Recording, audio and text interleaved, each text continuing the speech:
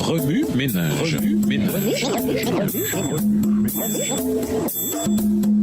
Bienvenue dans votre émission Remue ménage. Nous voilà à la leçon 2 allant du 2 au 8 avril.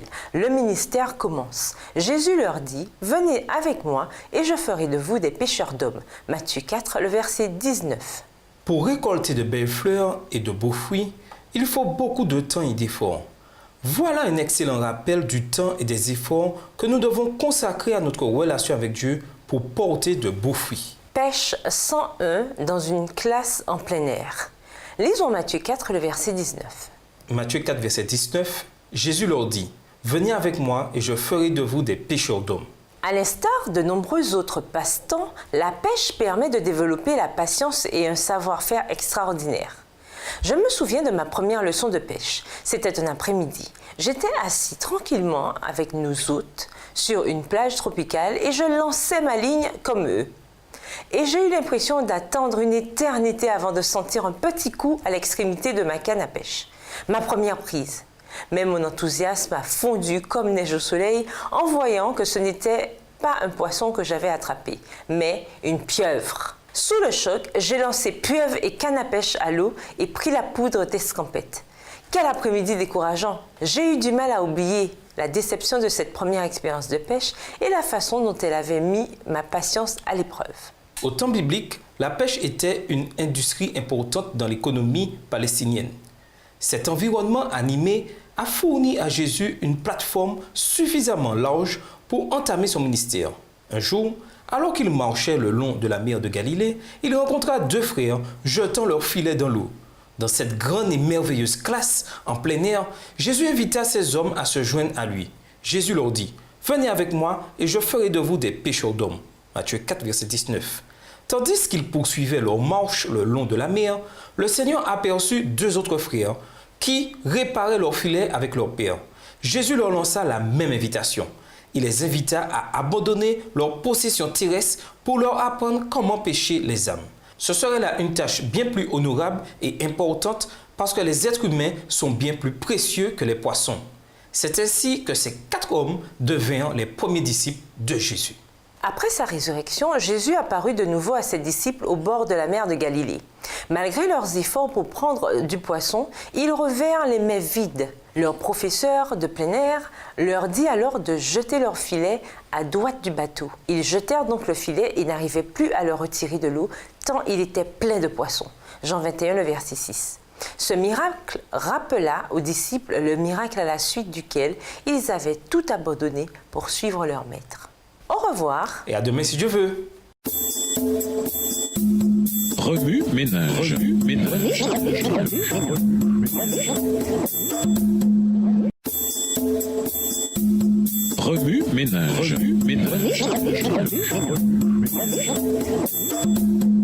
Bienvenue dans votre émission Remue ménage. Nous voilà au dimanche 3 avril, commencement du ministère. Une sainte audace, préparation. Lisons Matthieu 3, les versets 7 à 10. Matthieu 3, les versets 7 à 10. Mais voyant venir à son baptême beaucoup de pharisiens et de sadducéens, il leur dit « Race de vipères, qui vous a appris à fuir la colère à venir? Produisez donc du fruit digne de la repentance et ne prétendez pas dire en vous-même « Nous avons Abraham pour père ». Car je vous déclare que de ces pierres-ci, Dieu peut susciter des enfants à Abraham. Déjà la cognée est mise à la racine des arbres. Tout arbre donc qui ne produit pas de bons fruits sera coupé et jeté au feu. » Quand on s'arrête pour considérer l'époque où Jésus s'apprêtait à entamer son ministère, on ne peut s'empêcher de songer aux effets de la prédication de Jean-Baptiste sur ses auditeurs tandis qu'il préparait le chemin du Seigneur. Matthieu 3, verset 3. Jean-Baptiste n'était pas un prédicateur insensé. Il disait les choses telles qu'elles étaient. Son entrée en scène revitalisa la religion juive. Certains croyaient qu'il était une réincarnation du grand prophète Élie.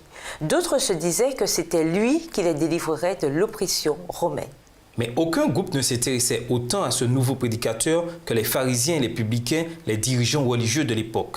Ils envoyèrent des espions dans le désert pour découvrir qui était cet homme étrange, revêtu de vêtements faits de poils de chameau et proclamant un évangile de feu. Avec audace, Jean-Baptiste déclara que tous, y compris les dirigeants religieux, devaient se repentir car le royaume des cieux était proche. Matthieu 3, verset 2. Véritable précurseur du Messie, il trouva un sens à sa vie en préparant le chemin du Seigneur. Comparaison. Lisons Matthieu 6, verset 13. Matthieu 6, verset 13. Ne nous induis pas en tentation, mais délivre-nous du malin, car c'est à toi qu'appartiennent dans tous les siècles le règne, la puissance et la gloire. Amen. Jean-Baptiste baptisa son cousin. Ensuite, l'Esprit de Dieu conduisit Jésus dans le désert pour qu'il y soit tenté par le diable. Matthieu 4, le verset 1. Pour se préparer à cette tentation, Jésus jeûna et pria pendant 40 jours et 40 nuits. Verset 2. Le Christ devait endurer cette tentation pour au moins 4 raisons.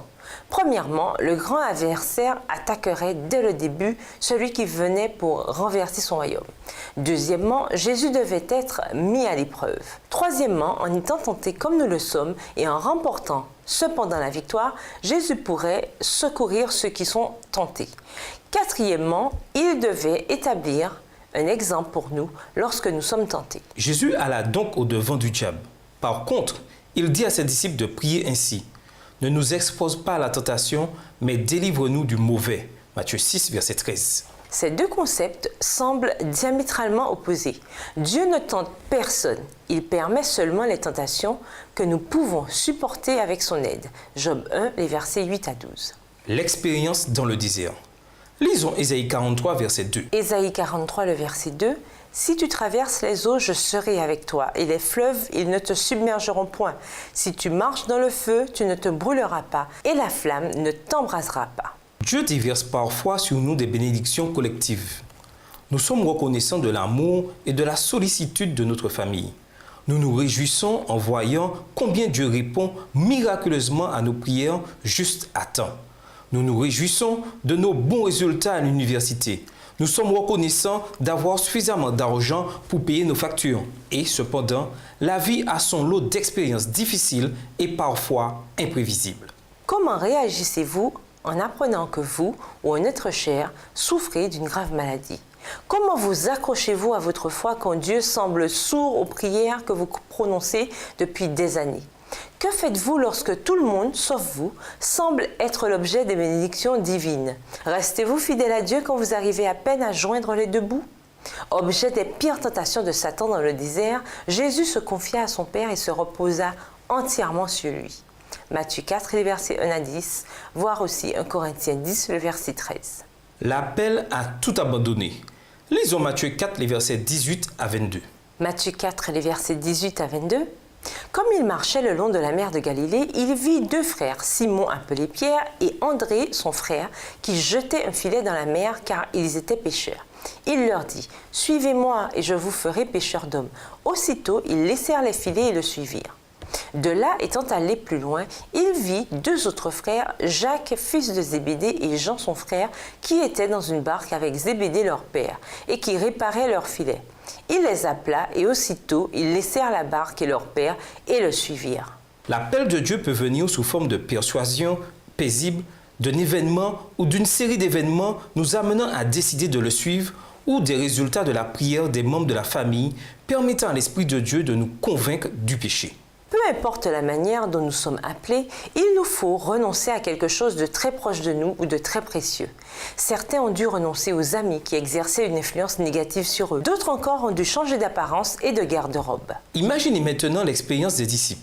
Jésus était un nouveau prédicateur en Judée et ne faisait pas partie de la secte religieuse la plus estimée. Comme il n'était pas reconnu, il ne pouvait pas leur offrir la célébrité, la puissance et le prestige. Il marchait simplement le long de la mer de Galilée lorsqu'il appela ses premiers disciples à le suivre.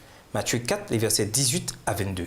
Il semble que les premiers disciples de Jésus ne se soient pas demandé si le Seigneur pourvoirait à leurs besoins physiques, s'ils seraient payés et à quel endroit il les emmènerait. Ils ont simplement mis leur confiance en un étranger. Jésus ne nous appelle pas à une vie d'échec. Il a un plan pour nous, Jérémie 29, les versets 11 à 13, et nous invite à nous réjouir de la place qu'il nous prépare, Jean 14, les versets 1 à 4. Remue-ménage, comment réagissez-vous en face des épreuves et des tentations dans votre expérience du désert? Quelle est l'importance de tout laisser quand Jésus nous appelle à être ses disciples? Au revoir. Et à demain si Dieu veut. Remue-ménage. Remue-ménage.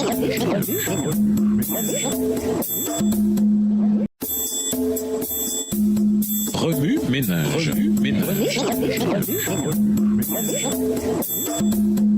Bienvenue dans votre émission. Remue-ménage. Nous voilà au lundi 4 avril. Nouvelle d'un témoin oculaire. Lisons Marc 3, les versets 13 et 14. Marc 3, les versets 13 et 14. Il monta ensuite sur la montagne, il appela ceux qu'il voulut et ils vinrent auprès de lui. Il en établit 12 pour les avoir avec lui et pour les envoyer prêcher. Lorsque Jésus l'appela à devenir l'un de ses disciples, Matthieu était un collecteur d'impôts à la solde du gouvernement romain. L'Évangile selon Matthieu nous fournit le récit d'un témoin oculaire du début du ministère de Jésus. Des siècles plus tard, Ellen White, la messagère du Seigneur, nous donne un aperçu de la nature de ce ministère. Pour accomplir son œuvre, le Christ ne choisit ni la science, ni l'éloquence des Juifs du Sanhédrin, ni la puissance de Rome. Laissant de côté ces docteurs israélites imbus de leur propre justice, le grand artisan eut recours à des hommes simples, sans instruction, pour proclamer les vérités éternelles qui devaient bouleverser le monde, et il les forma pour en faire les chefs de son Église. Ceux-ci, à leur tour, devaient en enseigner d'autres et les envoyer prêcher l'Évangile.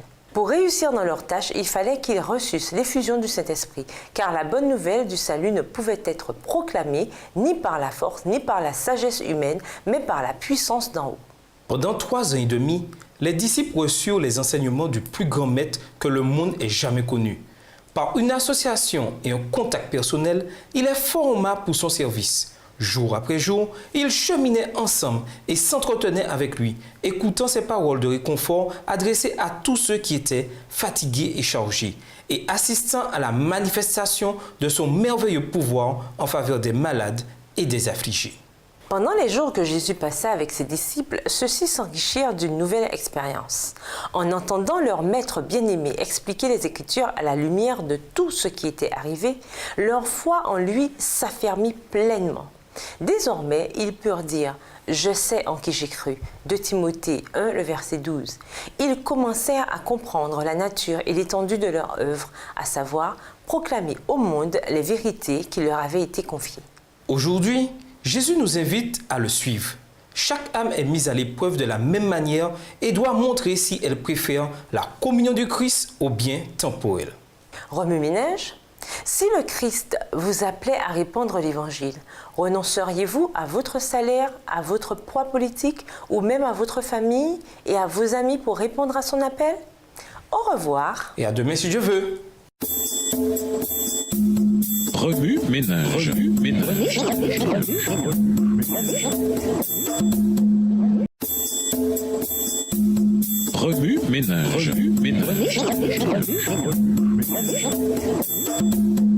Bienvenue dans votre émission. Remue-ménage.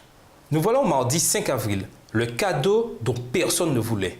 Lisons Matthieu 4, les versets 18 à 22. Matthieu 4, les versets 18 à 22.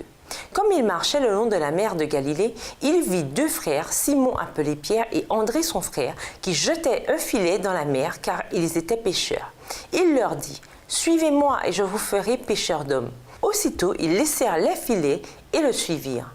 De là, étant allé plus loin, il vit 2 autres frères, Jacques, fils de Zébédée, et Jean, son frère, qui étaient dans une barque avec Zébédée, leur père, et qui réparaient leurs filets. Il les appela et aussitôt, ils laissèrent la barque et leur père et le suivirent. Tous les jours, à la même heure, un jeune homme, échevelé, prenait sa pancarte en carton au bord grignoté et sillonnait l'avenue. Sans abri, travail contre nourriture, y lisait-on.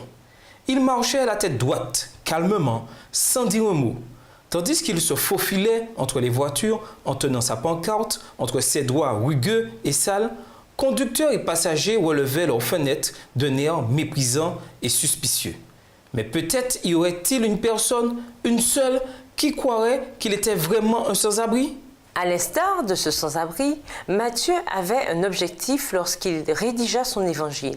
Il désirait par cette pancarte rappeler aux Juifs que leur Messie était vraiment arrivé, que Dieu était présent sous forme humaine et qu'il pouvait satisfaire tous leurs besoins. Ah, si seulement ils croyaient en lui, l'acceptaient et le suivaient. Les prophètes avaient prédit la venue du Messie et maintenant le Messie se tenait là, devant leurs yeux. Ils étaient donc là, ces gens cultivés, ardents, attendant le Messie qui changerait les choses dans leur vie. Ce qu'ils espéraient essentiellement, c'était une délivrance immédiate. Comme les 5 vierges folles, non préparées à l'arrivée de l'époux, les Juifs croyaient que le Messie ne viendrait pas à ce moment-là. Cependant, dès l'instant où ils virent Jésus, ils auraient dû tout laisser et le suivre. Malheureusement, seuls quelques-uns reconnurent et suivirent son ordre. « Venez avec moi et je ferai de vous des pêcheurs d'hommes. » Matthieu 4, le verset 19. Jésus ne désirait qu'une chose, donner un sens à leur vie malheureuse. Dans son évangile, Matthieu raconta aux Juifs des histoires de la vie de Jésus et leur annonçait ainsi que celui qu'ils attendaient était enfin là et qu'ils n'avaient qu'à l'accepter. C'était aussi simple que ça. Hélas, ils compliquèrent inutilement les choses. Remue-ménage, si vous passiez toute une journée avec un sans-abri, quel en serait l'impact sur votre vie? Comparez cette expérience avec le fait de recevoir un cadeau dont vous n'avez ressenti le besoin que lorsque vous l'avez reçu. En quoi ce cadeau a-t-il un impact dans votre vie quotidienne? Pendant 3 jours, consignez dans un journal vos sentiments à l'égard de l'attente, de la conscience et de l'acceptation. Quel secteur de votre vie devez-vous déposer aux pieds de Jésus? Si un ami vous demandait comment vous arrivez à croire en Jésus sans même l'avoir vu, que lui répondriez-vous? Au revoir. Et à demain si Dieu veut. Remue-ménage. Remue-ménage.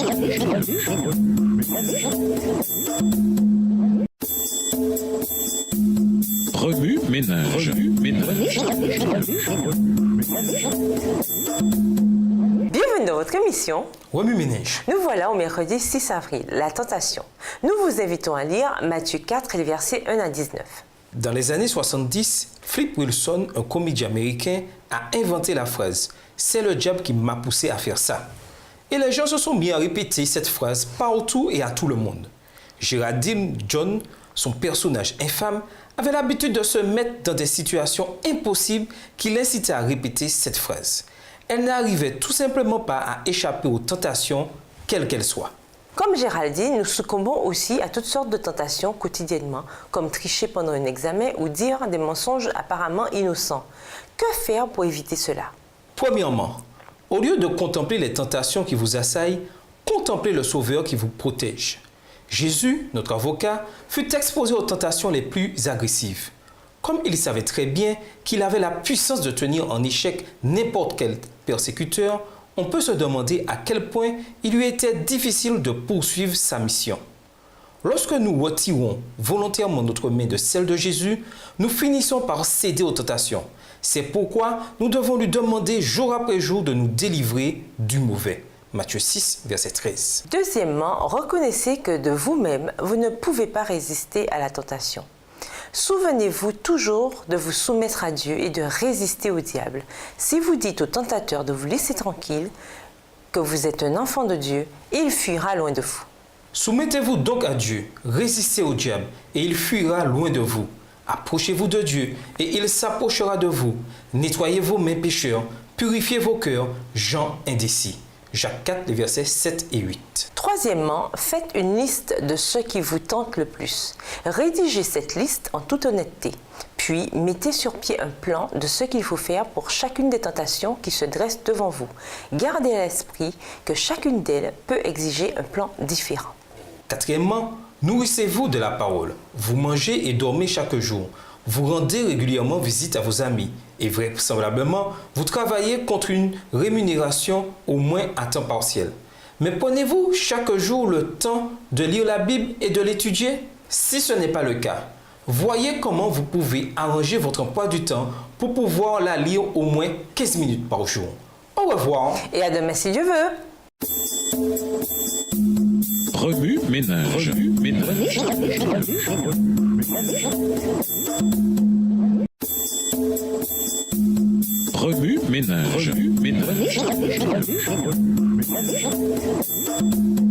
Bienvenue dans votre émission. Remue-ménage.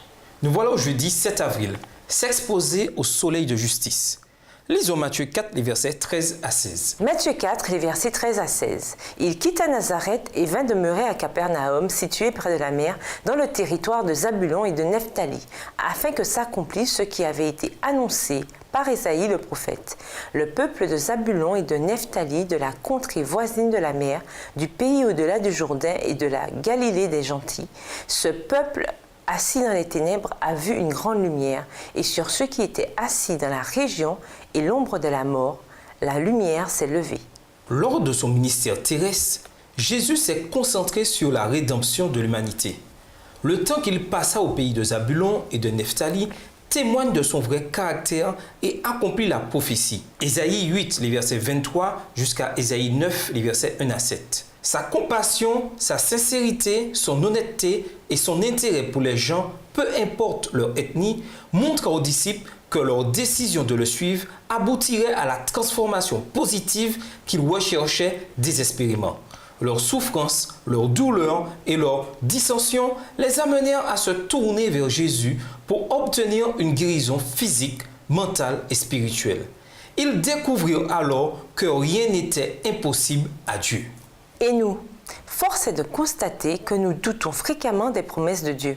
Souvent, nous négligeons de passer du temps avec lui afin d'obtenir les instructions vitales, aussi bien pour la vie terrestre que pour la vie céleste. Nous oublions que la puissance de Jésus est surnaturelle et que celui-ci passait chaque jour du temps avec son Père céleste pour recevoir ses instructions et la puissance nécessaire pour servir les autres et résister aux ruses de l'ennemi.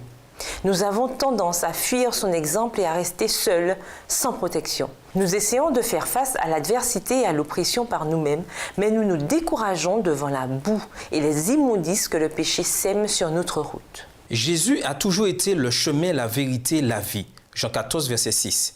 Il braque une lumière sur le mensonge, affirmant qu'il nous est impossible d'obtenir le pardon de nos fautes. Il a montré par l'exemple que nous pouvons obtenir la victoire en lui faisant totalement confiance. Il a aussi montré que Dieu aime tous ses enfants, peu importe leur statut social, physique ou économique, et que notre foi augmentera si nous nous fions au plan divin.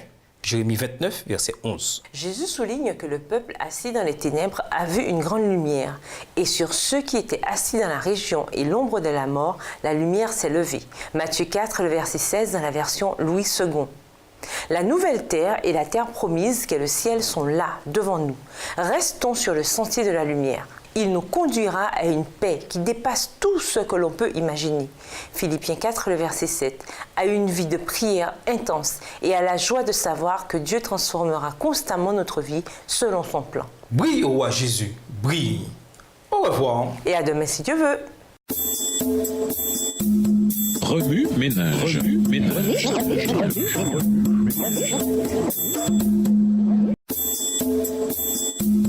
Remue ménage. Remue ménage. Bienvenue dans votre émission. Remue ménage. Nous voilà au vendredi 8 avril. Son ministère se poursuit. Lisons Colossiens 3, le verset 16. Colossiens 3, verset 16. Que la parole de Christ habite parmi vous abondamment. Instruisez-vous et exhortez-vous les uns les autres en toute sagesse, par des psaumes, des hymnes, par des cantiques spirituels, chantant à Dieu dans vos cœurs sous l'inspiration de la grâce. Pour conclure, le ministère de Jésus est sans pareil. Avant son arrivée sur terre et après son ascension, personne n'a pu ou ne pourra surpasser la grandeur de l'amour du Sauveur pour l'humanité. Sa compassion et son désir de penser d'abord aux autres sont incomparables. Est-ce à dire qu'il nous laisse n'en faire qu'à notre guise? Loin de là. En fait, c'est tout à fait le contraire. Nous ne pourrons jamais atteindre la perfection en raison de notre état de pécheur. Mais il nous ordonne de faire tout ce qui est en notre pouvoir pour entretenir notre amour pour Dieu et prendre soin des autres, de même qu'il a entretenu son amour pour son Père et a pris soin de nous. Le ministère terrestre du Christ montre qu'il nous est même possible de faire de plus grandes choses que lui. Jean 14, verset 12. Pour ce faire, il nous accorde son esprit et promet d'être toujours avec nous. Matthieu 28, verset 20. Par conséquent, marchons résolument sur les pas de Jésus. Coffres idées. Commencez votre propre ministère à l'école, au travail ou à l'église. Bénévolat, études bibliques, groupe de prière, page Facebook, etc. Étudiez l'Évangile selon Matthieu. Invitez le Saint-Esprit à œuvrer à travers vous, tandis que vous incitez ceux qui participent à cette étude à se rapprocher de Dieu. Sifflez ou chantonnez dans les endroits publics. Qui sait, votre bonne humeur illuminera peut-être la journée de quelqu'un. Cette activité pourrait même être plus efficace qu'un sourire. Faites l'essai, puis partagez les résultats avec votre classe d'école du sabbat la semaine prochaine. Consignez vos pensées sur la naissance, la vie et la mort de Jésus. Ellen White a écrit « Il serait bon que chacun de nous passe 1 heure par jour à relire la vie du Christ, de la crèche à la croix. Ceci peut être irréalisable pour ceux d'entre nous qui ont un emploi du temps chargé. Mais si seulement nous passions au moins 5 minutes par jour à contempler ce que Jésus a fait pour nous, notre amour pour lui grandirait davantage. » Élaborez un programme d'école du sabbat où figurent des cantiques sur la résurrection et l'ascension du Christ. Dans le recueil de cantiques Hymnes et louanges, vous trouverez une section traitant de ces sujets. Pour aller plus loin, nous vous invitons à lire Matthieu 5, verset 16, Acte 9, le verset 36, le livre Les paraboles de Jésus, le chapitre L'amour de Dieu à la recherche de l'homme, page 185, livre écrit par Ellen G. White. ainsi que le livre Reaching the Unreachable, Atteindre l'inatteignable, écrit par Martin F. Scott. Au revoir. Et à demain si Dieu veut. Remue ménage. Remue ménage.